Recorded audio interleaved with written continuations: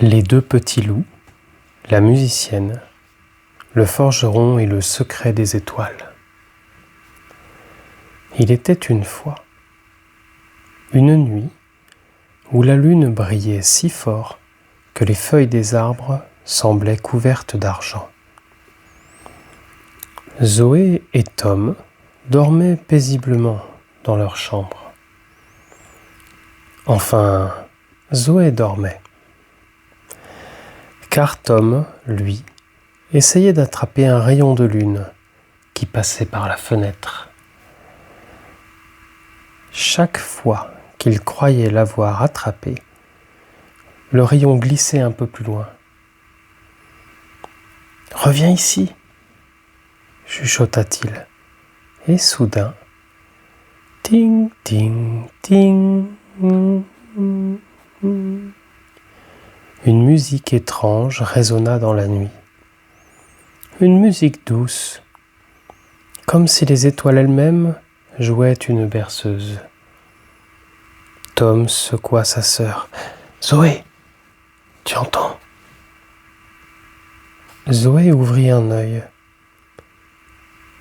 puis l'autre, et au même instant, ils aperçurent leur vieil ami, le petit louveteau gris, assis sur le rebord de la fenêtre.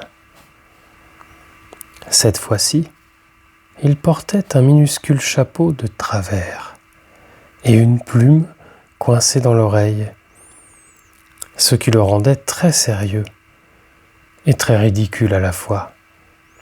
Le petit loup sauta dans la chambre, puis il fit signe aux enfants de le suivre.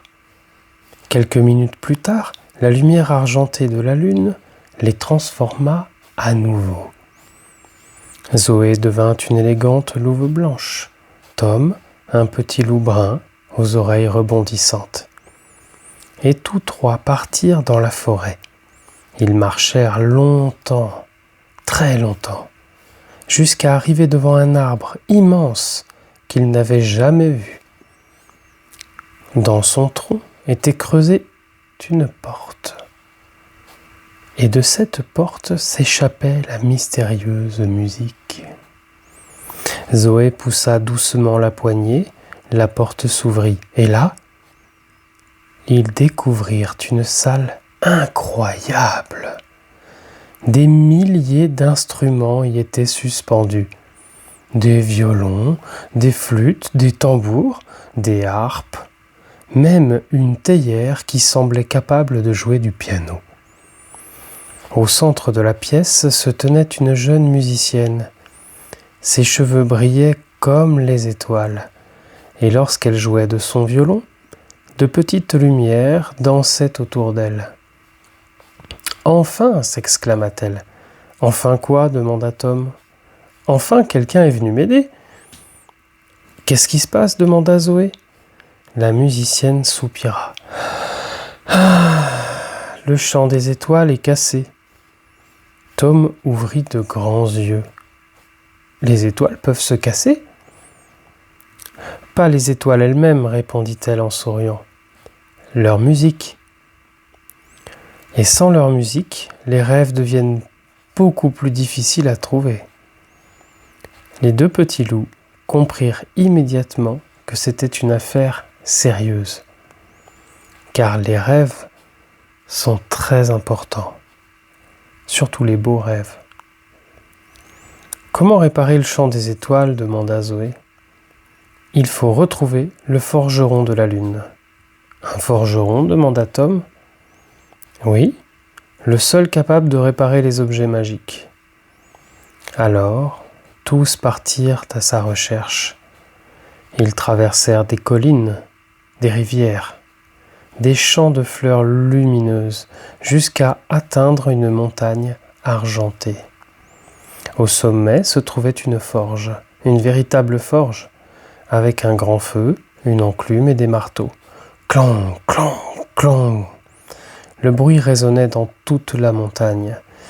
Derrière l'enclume travaillait un immense loup noir. Mais un loup noir au regard bienveillant. Il portait un tablier de cuir et des lunettes beaucoup trop petites pour son museau. « Vous êtes le forgeron de la lune ? demanda Zoé.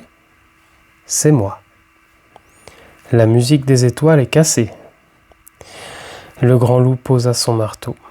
Puis il examina un étrange cristal que la musicienne lui tendit.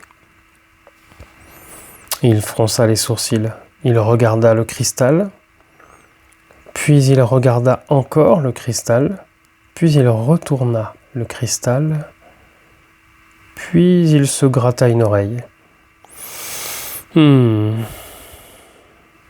C'est grave ? demanda Tom. « Non. »« Ah, c'est pire !» Tom avala sa salive. « Pire ?» Le forgeron éclata soudain de rire. « Je plaisante !» Tout le monde poussa un soupir de soulagement. Le forgeron expliqua alors: « Pour réparer ce cristal, il faut 3 choses. Une note de musique parfaite, une étincelle de courage et un éclat de rire sincère. »« Ça semble facile, dit Tom. »« Tu crois ?» répondit le forgeron. La quête commença. La note parfaite fut trouvée lorsque la musicienne joua un air si beau que même le vent s'arrêta pour l'écouter.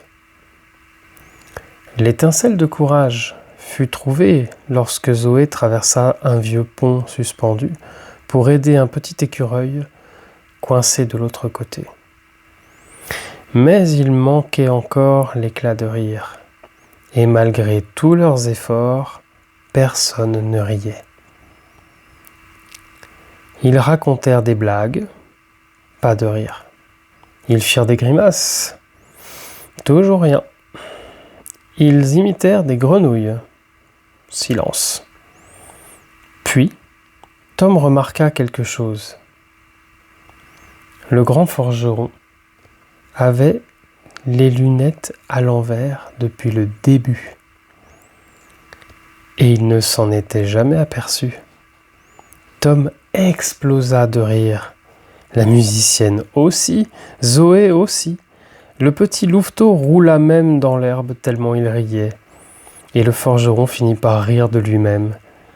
Un rire immense, chaleureux, qui résonna dans toute la montagne. À cet instant précis, une lumière jaillit. Le cristal se répara et dans le ciel, les étoiles recommencèrent à chanter. Une musique douce, paisible, magnifique. La musicienne sourit. Le forgeron salua les enfants et les 2 petits loups comprirent une nouvelle chose importante.